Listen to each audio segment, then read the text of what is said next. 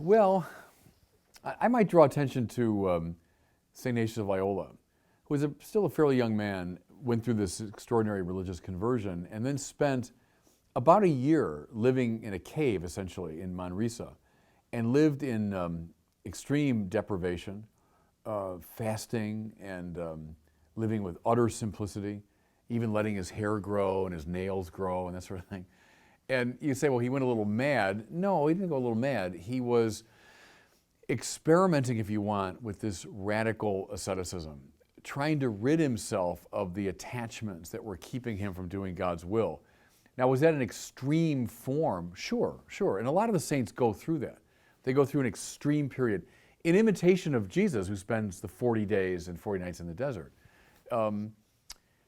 Does Ignatius live that way the rest of his life? No, and he wouldn't counsel his followers to do so, but it was an important moment in his own spiritual development. I think for all of us, too, we're not meant to live Lent all year round, but it's good to live for a period anyway, with fasting, almsgiving, simplicity of life, trying to rid ourselves of the attachments, or what Pascal called the divertissement, the diversions, all these ways that we divert ourselves from the serious questions.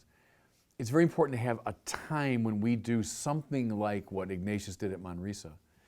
I think, too, one of his great sons in the Jesuit order was Robert Bellarmine, my patron saint. And Robert Bellarmine was a cardinal, theologian, and very active in the world. But every single Lent, every year, did the 30-day spiritual exercises. So a lot of people will do it once in their lifetime. They'll do a 30-day. He did it every single year during Lent. So there's something very wise about that. And the saints, those particular saints, teach us that lesson.